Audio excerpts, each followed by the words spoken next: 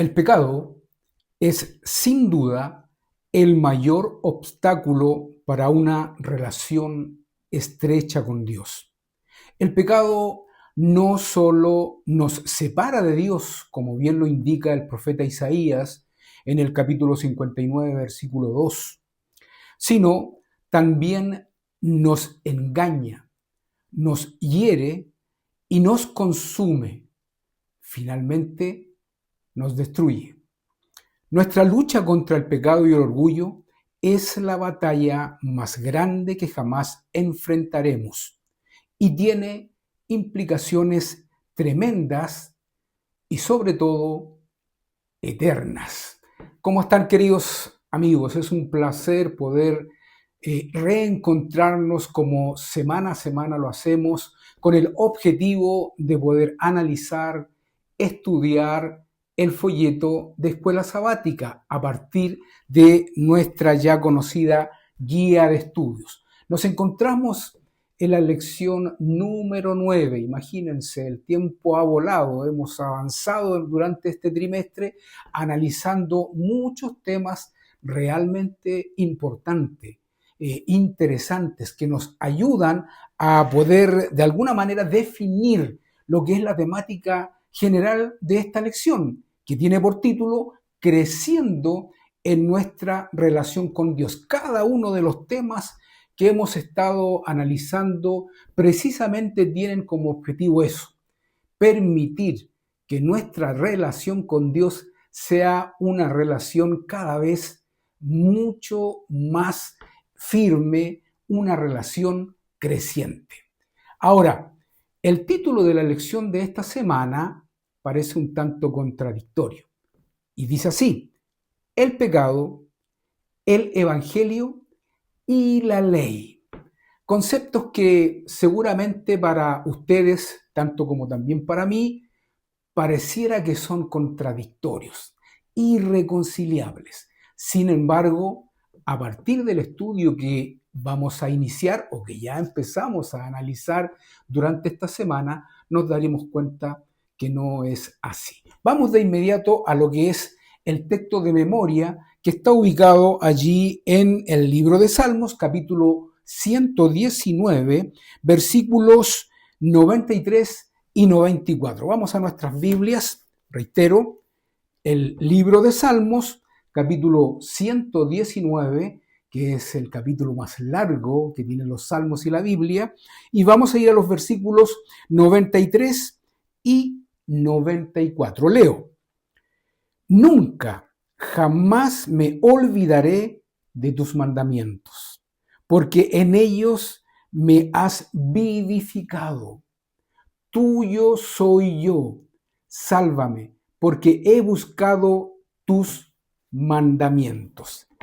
Qué categórico, qué enfático el salmista. Reitero lo que dice allí el Salmo 119, versículo 93. Nunca, jamás me olvidaré de tus mandamientos. Y da una razón. La razón es porque en ellos me has vivificado. Bueno, hablar hoy día en un mundo tan complejo, en un mundo donde la palabra pecado ya está pasada de moda, está asumida como algo normal, es más, está disfrazada a partir de conceptos que de alguna manera nos distraen del origen real de la palabra. El pecado, en definitiva, es un estigma que la sociedad, cada uno de nosotros, viene arrastrando a partir de aproximadamente 6.000 años de historia, desde que el hombre, ¿no es cierto?, fue creado allí en el Edén. Y eso evidentemente es algo que debe de preocuparnos. Veamos lo que dice Elena de White, como les digo, allí en el libro devocional, la maravillosa gracia de Dios, en la página 15. Dice así: la ley y el evangelio están en perfecta armonía, se sostienen mutuamente. Estos dos conceptos, Por un lado, la ley que norma la conducta del ser humano y que proviene directamente de Dios, dado que a partir de la ley de este decálogo, Dios rige todo el universo y pone de manifiesto su justicia. Este elemento no está en lo absoluto en contradicción con este otro elemento, que es el Evangelio, las buenas nuevas de salvación, el interés que Dios tiene de poder lograr que tú y yo retornemos a nuestro estado original. ¿Y cuál era ese estado? Un estado de plena y absoluta armonía entre la justicia de Dios y la conducta del ser humano. De esa forma fuimos creados. Lamentablemente, esto ya lo hemos analizado en otras lecciones, el hombre tomó una decisión distinta.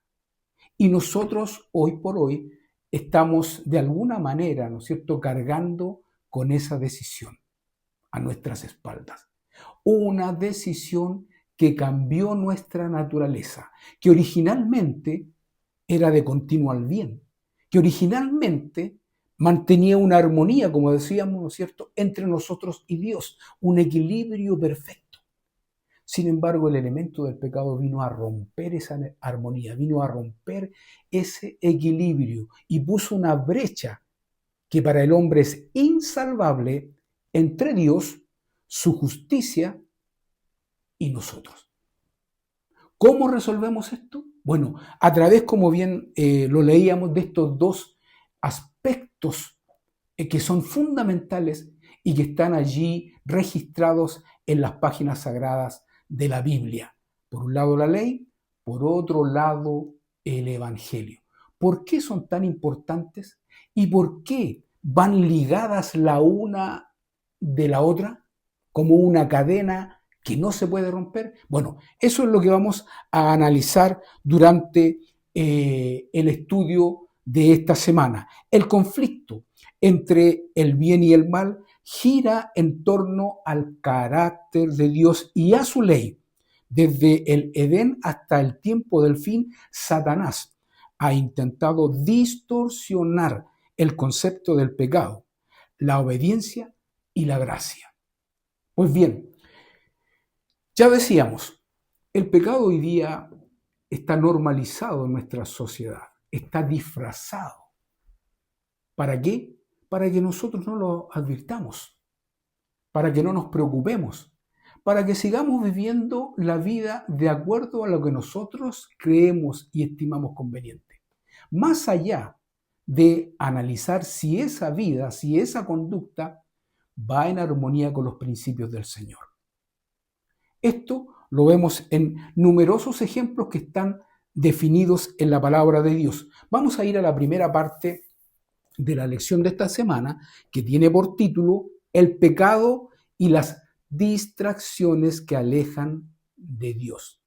Y en esta parte vamos a analizar una historia que es dolorosa, una historia que es dramática, como es la historia de Sansón. Vamos allí al libro de Jueces, el capítulo 16, versículos 4, 16 y 17. Leemos: Después de esto aconteció que se enamoró de una mujer en el valle de Sorek. ¿Quién se enamoró? Sansón, el personaje del cual estamos hablando, la cual se llamaba Dalila.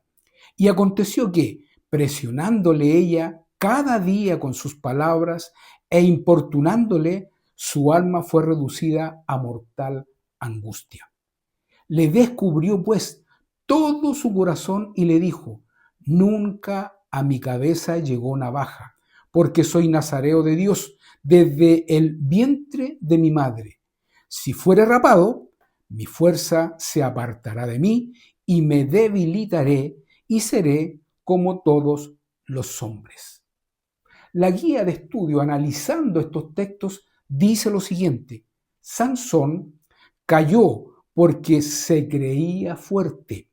El tentador conoce nuestras debilidades y se enfoca en ellas para entorpecer nuestra relación con Dios y hacernos sentir culpables e indignos, lo cual tiende a alejarnos de Dios.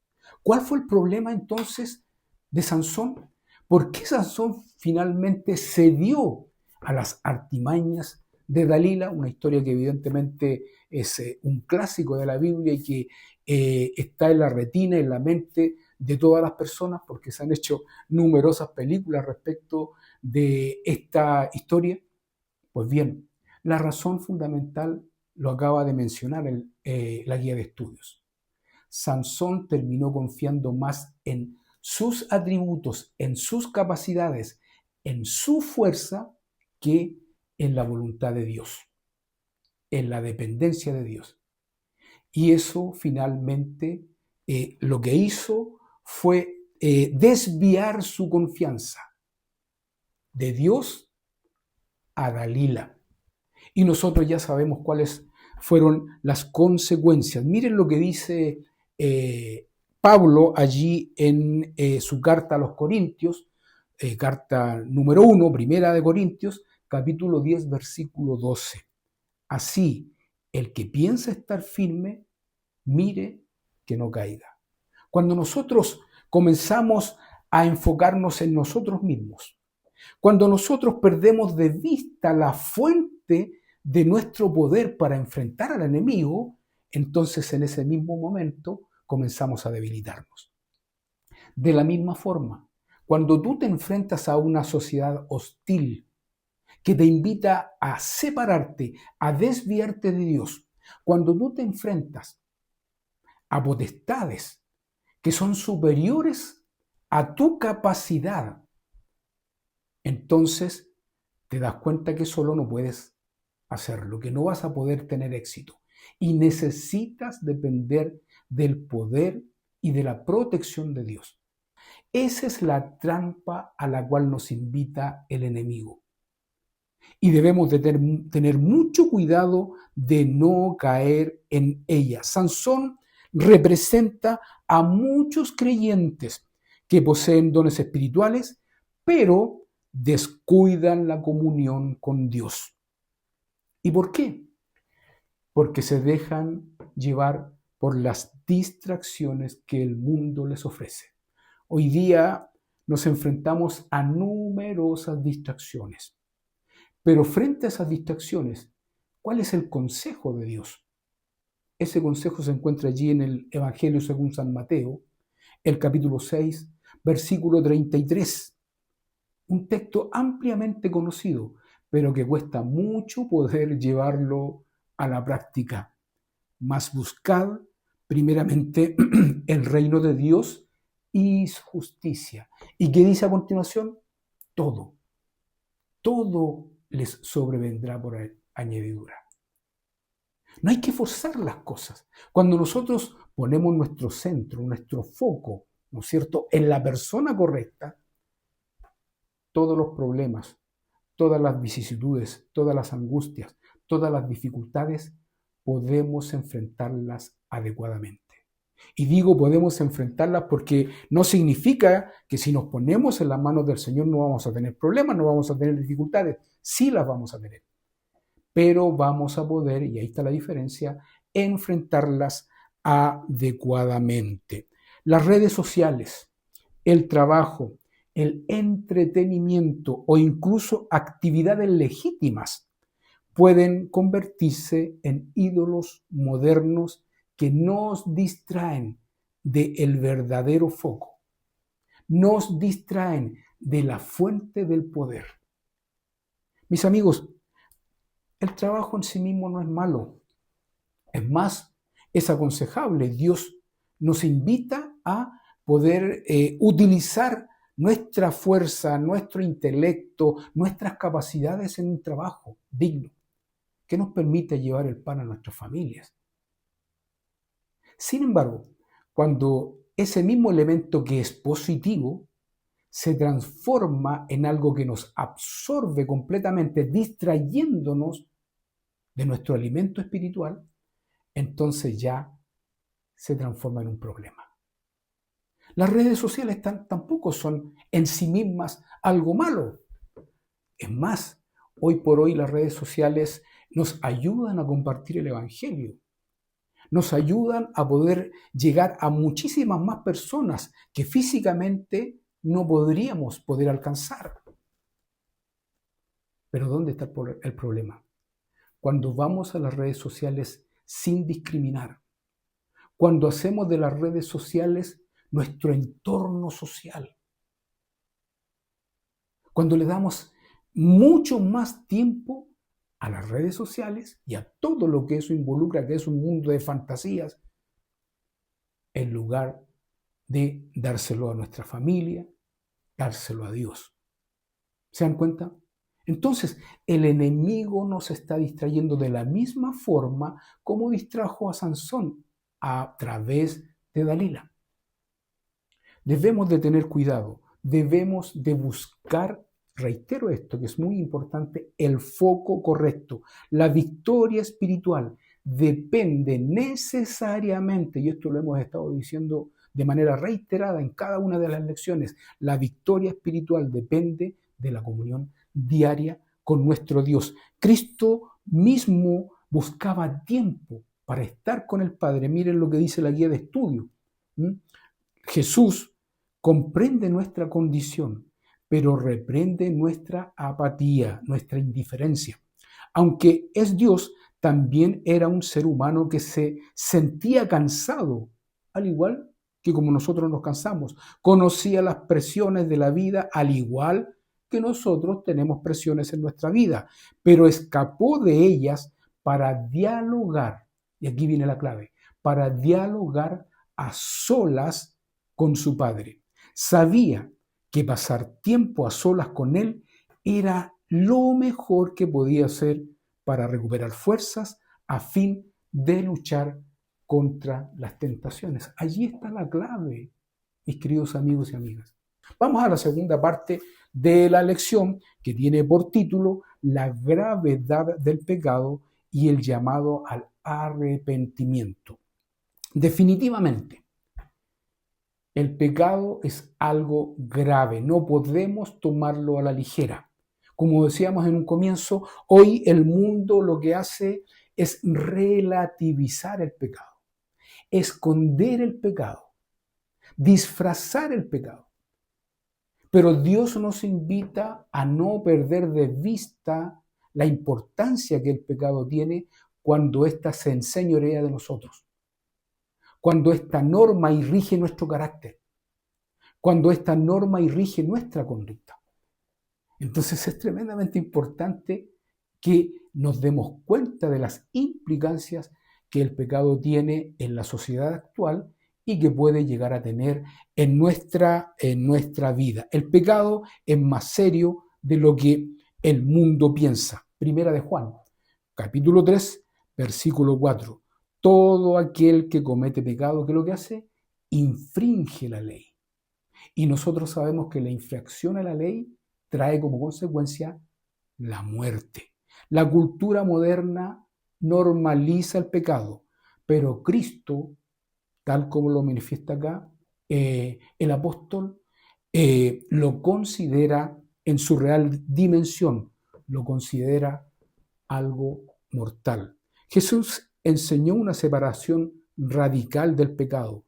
Marcos capítulo 9, versículo 43 dice, si tu mano te fuera ocasión de caer, córtala.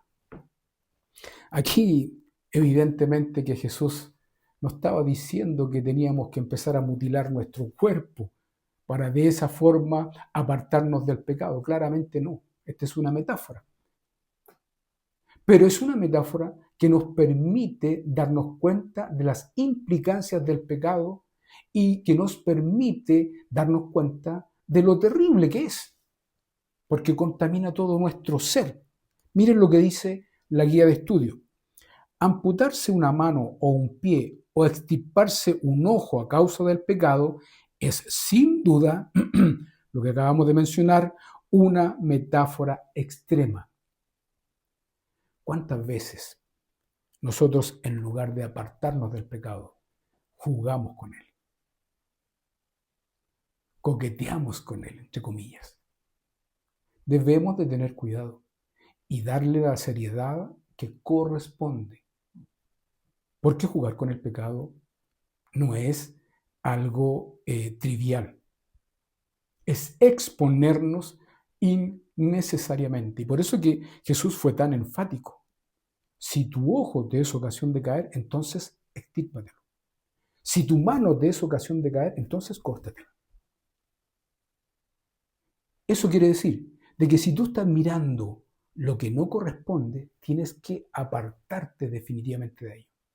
Si tú estás alcanzando algo que no es correcto, debes de sacarlo de tu vida de manera inmediata. Si tus pasos están yendo a lugares que no corresponden, que lo que hacen es apartarte de la voluntad de Dios, entonces, ¿qué debes de hacer? Desviar tus pasos hacia la dirección correcta. Y siempre, recuerda esto, amigo, recuerda esto, amiga, siempre, siempre la dirección correcta va a ser la que nos lleve de regreso a Jesús. Miren lo que dice Elena de White en relación a esto, allí en el devocional Hijos e Hijas de Dios, en la página 204. Nuestro Señor está en conocimiento del conflicto de su pueblo en los últimos días, con los instrumentos satánicos combinados con hombres malignos que desprecian y rechazan esta gran salvación. La debilidad del hombre encontrará fortaleza y ayuda en cada conflicto, perseverancia en la fe y perfecta confianza en Dios, que le asegurarán el éxito. ¿Se dan cuenta? Allí está la clave. Jesús no desconoce los problemas que tú tienes. Jesús no desconoce las luchas que cada uno de nosotros tenemos que sostener día a día. Mis amigos, aquí no hay ningún misterio. Aquí está claramente establecido, cuando nosotros vamos a la palabra de Dios, cuál es la fórmula del éxito. Y no hay otra. La forma del éxito es no perder de vista al maestro. Seguir sus consejos, buscarle en la mañana, al mediodía, en la tarde, leer su palabra. Allí están los consejos. Cuando hacemos de esto algo rutinario, que nazca, que brote, sin necesidad de forzarlo, entonces lo que logramos es estabilidad espiritual, lo que logramos es victoria tras victoria, lo que logramos es acercar nuestra vida al cielo, transformando nuestro carácter. Y eso es en el fondo lo que Dios desea. ¿Ok? Miren lo que dice aquí San Juan capítulo 8, versículo 32. Y conoceréis la verdad. ¿Y qué dice? Usted conoce el final. Y la verdad os hará libre. ¿Y quién es la verdad? ¿Qué es la verdad? También lo hemos analizado en otros temas. Yo soy el camino, la verdad y la vida. Si quieres ir al Padre, tienes que venir a mí. Ahí está la clave. Y conoceréis la verdad. ¿A quién? A Jesús. Jesús es la verdad. Y Él os hará libres. La verdadera libertad no consiste en hacer lo que el hombre quiere, sino en vivir bajo el señorío de Cristo. ¿Estamos claros? Sabemos que el problema del pecado es grave. Sabemos que el pecado nos separa de Dios, nos aísla de Dios y profundiza aún más esta brecha que realizó el pecado allí en el Edén. Pero sabemos cómo hacer de que esa brecha, de que esa zanja pueda ser saldada. Sabemos cuál es la clave, el puente para poder reconectarnos con Dios. Y ese puente es Jesús. Vamos a la tercera parte de la lección.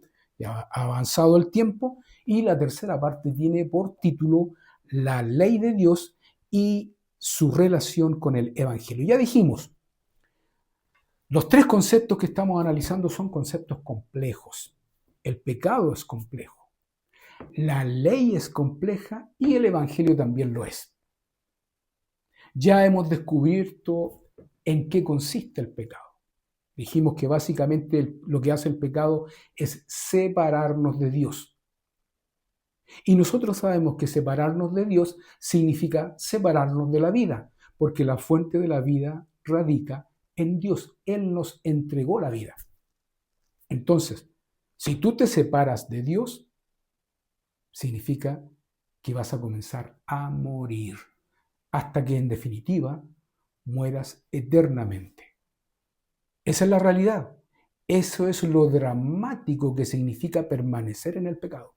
Ahora vamos a ver los elementos que nos van a ayudar para concretar esa forma. Miren lo que dice allí la primera parte de lo que hemos definido como la ley de Dios y su relación con el Evangelio.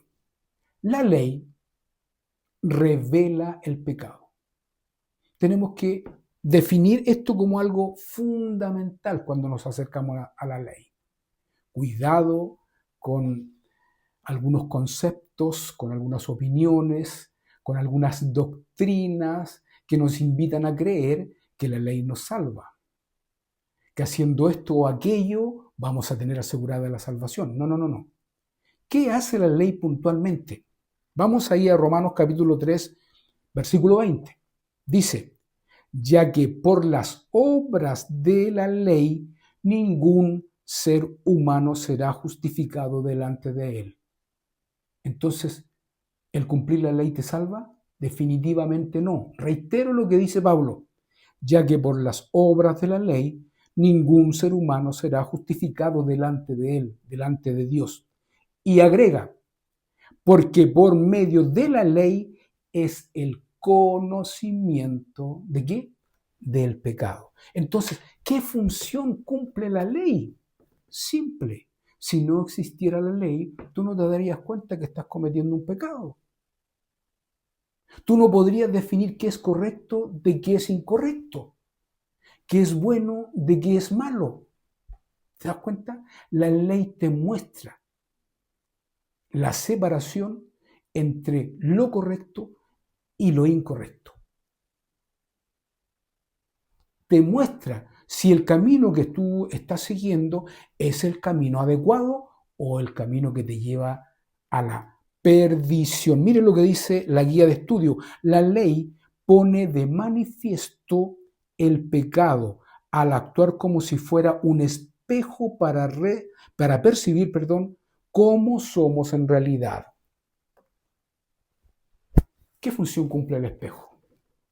Supongamos que tú tienes la cara sucia, te manchaste y vas al baño, prendes la luz y te miras en el espejo. ¿Qué es lo que el espejo te va a decir? ¿Cuál es tu realidad? Y tu realidad es que te manchaste, que necesitas limpiarte. Entonces tú vas y te acercas al espejo para que te limpies. No, el espejo no te puede limpiar. Tienes que abrir el grifo del agua, ¿no es cierto? Jaboncito y limpiarte. El espejo solamente te muestra que tienes suciedad en tu rostro y te indica que necesitas lavarte. Bueno, de la misma forma, la ley lo que hace es mostrarte que tu conducta, que tu vida no está siendo guiada por el camino correcto, que tus hábitos no son los adecuados. Y los confronta ¿con qué? Con la voluntad de Dios expresada precisamente en el Decálogo. Pero si no existiera la ley, ¿podrías saber que estás pecando? No. Si no hubiera un espejo en el cual poder reflejar tu imagen, ¿te darías cuenta que estás sucio? No. ¿Me van entendiendo? La ley no salva, pero la ley cumple una labor fundamental. Darnos cuenta que necesitamos ser salvados. ¿Ven? Eso es importante. Reitero esto, lo tengo aquí bien subrayado y quiero compartirlo con ustedes textualmente. Dice, la ley no salva, pero revela nuestra necesidad de salvación. ¿Es importante darnos cuenta que necesitamos salvarnos? Por supuesto que sí, pues. Es importante darnos cuenta que nuestra conducta no es la más adecuada para poder modificarla. Por supuesto que sí. ¿Es importante entonces la ley en este plan magistral que Dios se dio para sacarnos del pecado? Por supuesto que sí. No tenemos que desecharla. Por lo tanto, no podemos ir a los extremos. Ya dijimos, uno de los extremos es pretender que a través de la observancia de la ley podamos obtener salvación. Definitivamente no. Otro de los extremos es pretender que no es necesario ir a la ley, que la ley no sirve. La ley lo único que hace es condenarnos. Solamente necesitamos ir a Cristo y es suficiente. También es un error.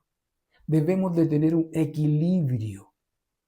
Y ese equilibrio nos lo entrega el ejemplo de Jesús, que está gráficamente detallado en su palabra. La ley entonces refleja nuestro pecado, porque la ley es el reflejo del carácter de Dios, que se confronta con nuestras debilidades.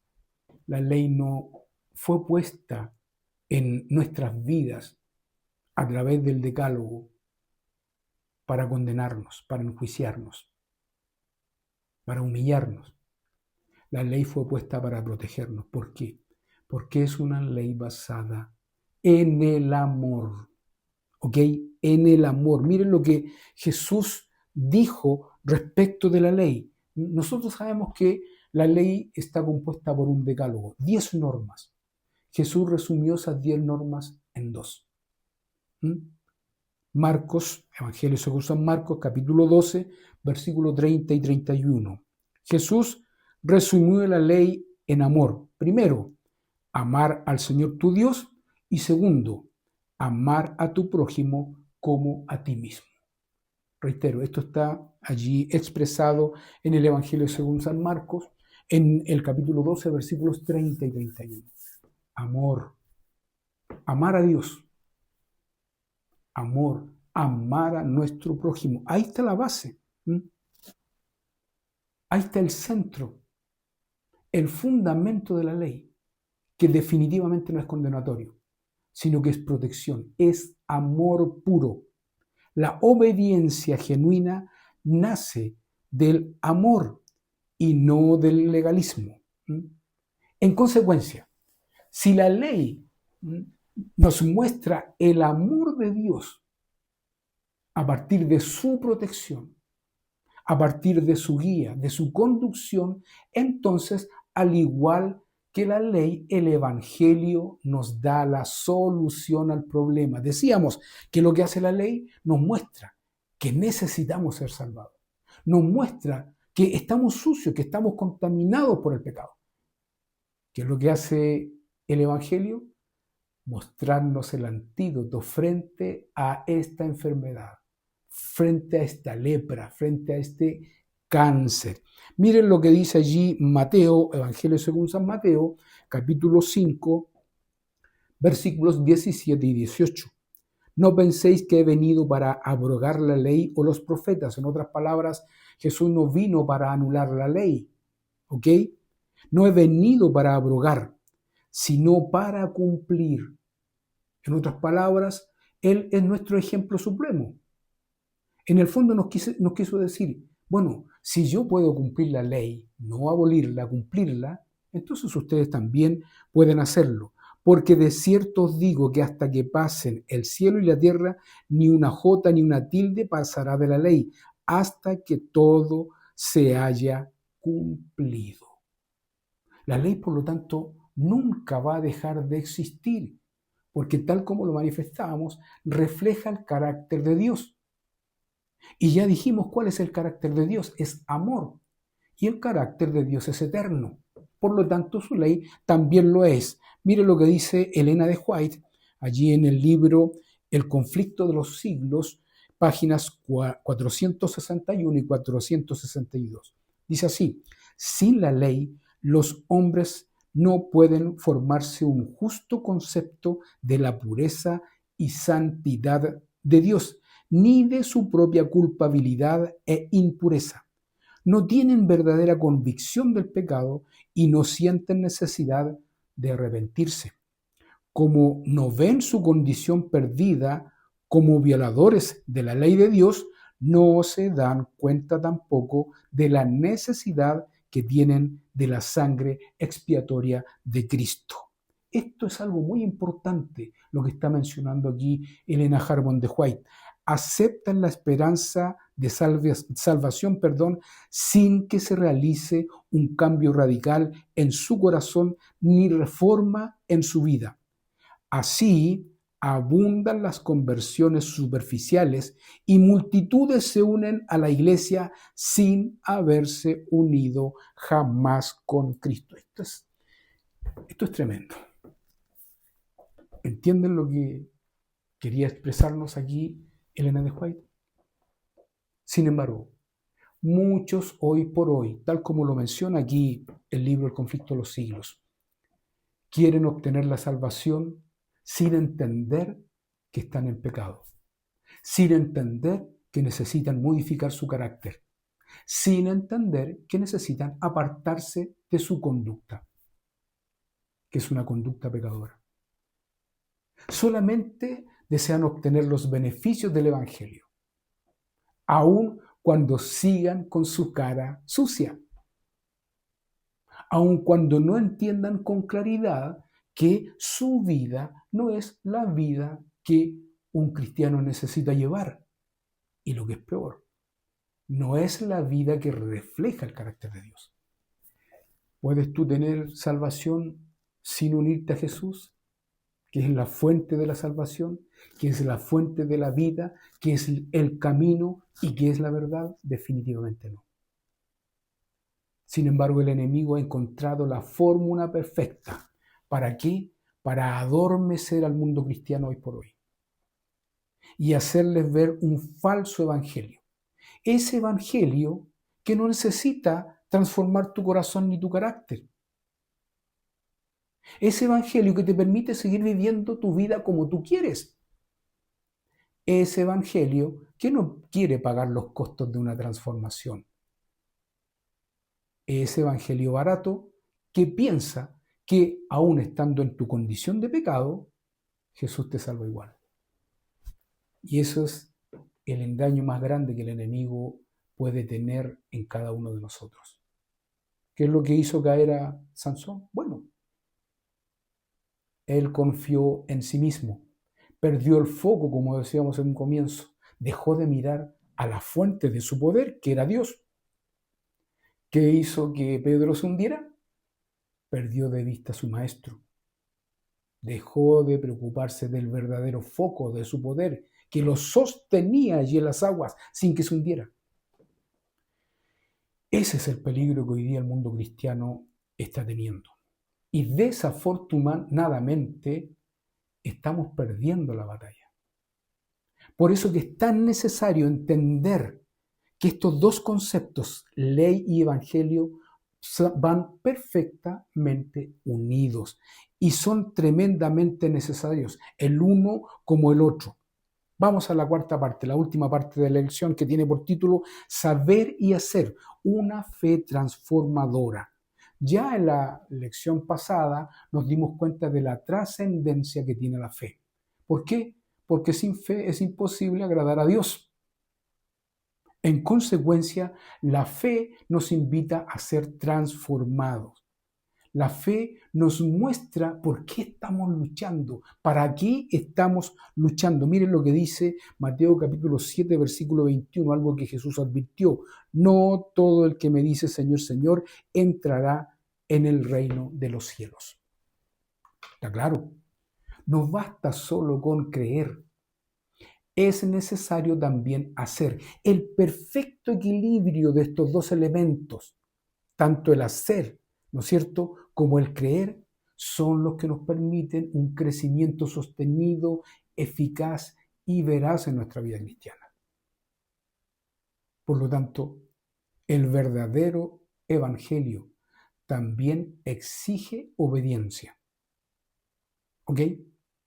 ¿Por qué? Porque a través de la obediencia viene la transformación. Evidentemente que la transformación no se produce simplemente por obedecer. Yo puedo cumplir todos los mandamientos, como lo que le pasó al joven rico, o como lo que le sucedía a los fariseos, y estar absolutamente perdidos. El foco, reitero esto, el foco debe de estar puesto en lo correcto, y lo correcto es obedecer como respuesta al amor, como respuesta a la salvación y a la gracia que Jesús nos entrega. Ahí está. Obedecer por obedecer no te salva. Simplemente lo que hace es hundirte más en un legalismo. Dejar de actuar de acuerdo a las normas y principios del Señor, pensando que solamente la gracia es lo necesario, tampoco te salva, porque esa es una gracia barata. La obediencia debe surgir como una respuesta de gratitud a la salvación que Dios te entrega por intermedio del sacrificio expiatorio de Cristo. La vida debe edificarse sobre la roca.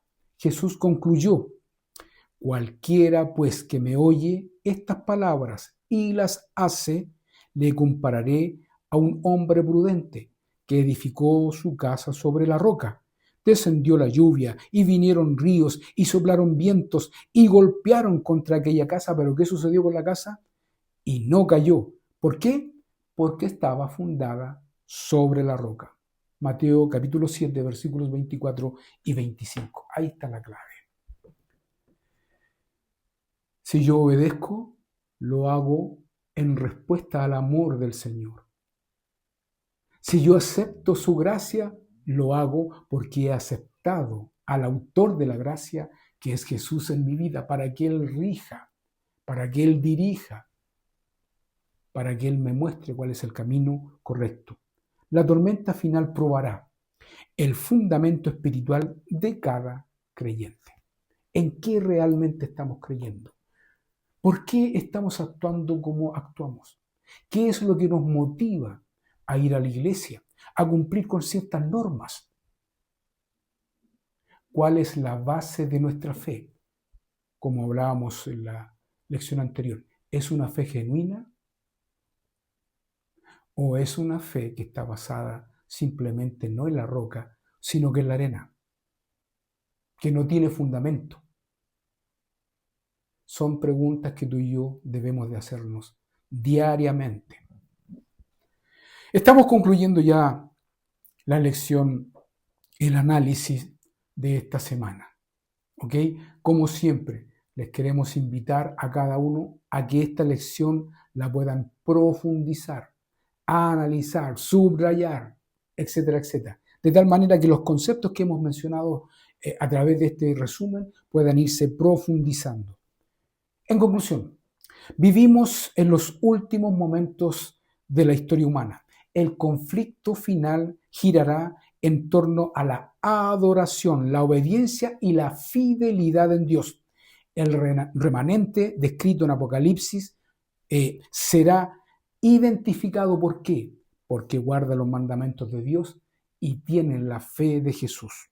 La crisis final no será simplemente doctrinal, sino relacional. ¿Se acuerdan lo que yo siempre les he insistido durante este trimestre? Esta palabrita mágica: relacionamiento. El mundo escogerá entre la obediencia basada en el amor o la rebelión basada en el egoísmo. Finalmente, quisiera compartir con ustedes una cita que está contenida allí en el libro Deseado de todas las gentes, página 224, escrita por Elena de White. Dice así: ningún clamor de un alma en necesidad, aunque no llegue a expresarse en palabras, quedará sin ser oído. Los que consienten en hacer un pacto con el Dios del cielo no serán abandonados al poder del enemigo o a las flaquezas de su propia naturaleza. Son invitados por el Salvador: echen mano de mi fortaleza y hagan paz conmigo. Sí, que hagan paz conmigo, como está registrado allí en el profeta Isaías capítulo 27, versículo 5. Los espíritus de las tinieblas contenderán por el alma que una vez estuvo bajo su dominio, pero los ángeles de Dios lucharán por esas almas con una potencia que prevalecerá. Mis amigos, reitero, Dios no desconoce la lucha que tú estás teniendo diariamente. Dios sabe a qué te estás enfrentando. Te estás enfrentando a potestades, a poderes de las tinieblas, que lo que están haciendo es presionarte, al igual que como presionaron a Sansón, para que caigas, para que cedas, para que te apartes de la voluntad del Señor. Pero aquí, a partir de esta cita, se nos garantiza, así como en un sinnúmero de textos que están contenidos en la palabra de Dios, de que no estamos solos. Que les reitero semana a semana, no estamos solos. Dios no va a permitir que tú y yo luchemos solos contra esas potestades. Dios nos garantiza que si ponemos nuestras fuerzas, si ponemos nuestros dones, nuestras capacidades en sus manos, Él las va a potenciar. ¿Para qué? Para que finalmente podamos obtener la victoria. Vamos a orar. Buen Dios que moras en los cielos, primeramente te agradecemos. Te agradecemos profundamente por Cristo Jesús, tu Hijo amado. Gracias a Él tenemos salvación. Gracias a Él tenemos la gracia que nos invita a nuevamente reconectarnos contigo. Amado Padre, ayúdanos a tomarnos firmemente de su mano, como quien está firme en torno a la roca. Y permite que cuando tengamos luchas, cuando tengamos que enfrentar vicisitudes, angustias, problemas, lo podamos hacer firmemente atados a esa roca. Porque si eso hacemos, tenemos la victoria asegurada. Quédate con nosotros ahora. Síguenos acompañando en el nombre de Jesús. Amén y amén. Amigos, como siempre les digo, que el Señor les bendiga, que el Señor les guíe, que el Señor los proteja. Y nos vemos la próxima semana.